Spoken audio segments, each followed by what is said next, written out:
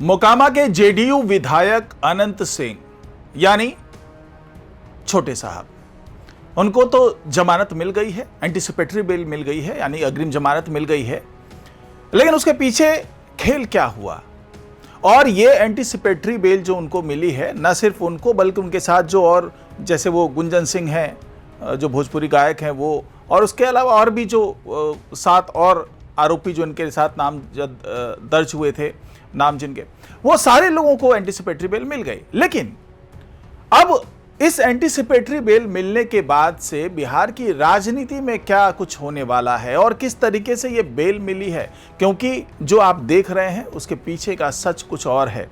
और आने वाले दिनों में इस एंटीसिपेटरी बेल का असर भी दिखेगा। तो क्या होगी सारी चीजें, सब कुछ जानेंगे आज की इस खास रिपोर्ट में, तो इसे आखिर तक जरूर देखिएगा। नमस्कार, मैं हूं डॉक्टर सुरजीत सिंह और आप देख रहे हैं YBN बिहार झारखंड। अगर आपने अभी तक इसे सब्सक्राइब नहीं किया है, सब्सक्राइब कर लीजिए, और अगर आपको ये वीडियो अच्छा लगे तो लाइक कीजिए, शेयर कीजिए और कमेंट जरूर कीजिए। तो अनंत सिंह को गोपालगंज के MP MLA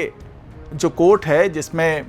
ADJ 3rd ने जो है इनको एंटीसिपेटरी बेल आखिरकार दे ही दी। 2 बार इनकी गिरफ्तारी पर रोक लगी थी, और गिरफ्तारी पर रोक लगने के कारण कई तरह की वहां पे संभावनाएं थी, आशंकाएं थी। कहा जा रहा था कि भाई अभी रोक तो लग रही है लेकिन कभी भी गिरफ्तारी हो सकती है। तमाम तरह की चीजें चली भाई, वहां पे जांच की बात हुई कि भाई किस तरह से पुलिस जो है वो जांच कर रही है, क्योंकि ये पूरा मामला 2 मई का मामला है। आपको पहले से पता भी होगा कि भाई मीरगंज के सिमराव गांव में जनेऊ का कार्यक्रम हो रहा था, वहां पर अश्लील डांस करवाने का आरोप था, और फिर हथियार लहराने का आरोप था, और ये वायरल होने के बाद वीडियो जो है, ये हर तरह की चीज़ें 4 मई की सुबह में जब ये सारी चीज़ें आई तो उस वक्त इनके खिलाफ जो है मामला दर्ज कर लिया गया था। 9 नामजद आरोपी उसमें तैयार किए गए थे, और उसके बाद से लगातार सुनवाई हो रही थी। लेकिन इस बीच में राजनीतिक घटनाक्रम भी बहुत तेजी से बदल रहा था। हर व्यक्ति जो है, इनका जो कह सकते हैं कि सत्ता का जो पूरा विपक्ष है, जो RJD है, और खास करके सूरज भान का नाम बहुत आ रहा था, तेजस्वी यादव प्रयास कर रहे थे, हर तरीके से यह प्रयास हो रहा था कि इनको बेल ना मिले, क्योंकि दुलार चंद यादव हत्याकांड वाले मामले में इनको बेल मिला था। उसके बाद ये बाहर आए थे और बहुत सख्त ताकीद की थी उस वक्त जज ने कि भाई आप किसी तरह की इस तरह की कोई हरकत नहीं करेंगे, कोई गैरकानूनी काम नहीं करेंगे, किसी तरह से आप जो प्रत्यक्षदर्शी लोग हैं उन पर दबाव नहीं डालेंगे, और अगर ऐसा कुछ करते हैं तो आपकी जमानत रद्द हो सकती है। यानी कि अगर ये वाला मामला फंस गया होता, अगर इन्हें एंटीसिपेटरी बेल नहीं मिली होती,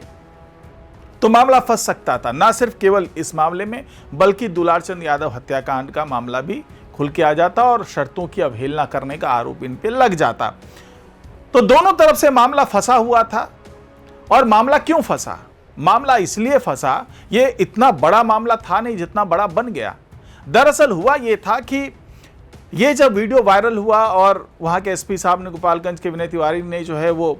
मामले में संज्ञान लेते हुए FIR दर्ज कर लिया। उसके बाद जब अनंत सिंह से पूछा गया तो उन्होंने साफ साफ, बड़े देशी अंदाज में बोलने के लिए जाने जाते हैं, साफ साफ कह दिया कि भाई मेरा कोई कुछ नहीं बिगाड़ सकता, कुछ नहीं उखाड़ सकता मेरा, क्योंकि मैं था ही नहीं जब ये जिस तरह की बात की जा रही है, और जो फोटो दिखाया जा रहा है वो तो गलत फोटो है। अब सवाल ये उठा कि जिस अंदाज में ये बोल गए हैं इसका असर क्या होगा। तो असर ये हुआ कि पुलिस को भी लगा कि भाई हमने FIR दर्ज कर ली तो इसको जस्टिफाई तो करना है,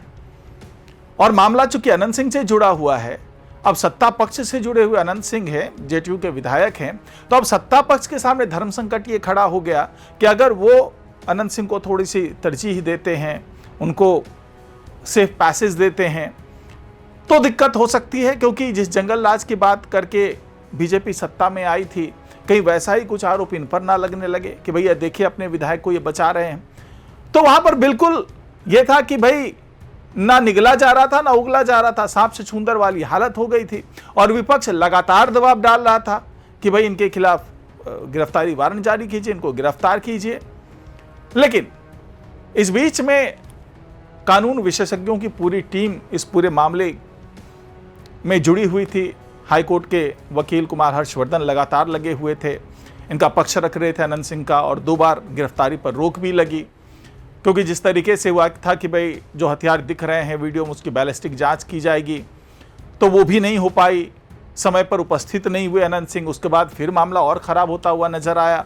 कि भाई मामला कहीं और बिगड़ ना जाए, लेकिन हर चीज़ को संभालते हुए नज़र आए वकील साहब लोग जो हैं। उसके बाद आखिरकार गोपालगंज MPMLA कोर्ट ने जो है सुनवाई करने के बाद इनकी तरफ से दलील ये थी कि अगर किसी भी तरह से कोई भी चीज़ें निकल करके आती है, किसी भी तरह की कोई गलती समझ में आती है, तो हम लोग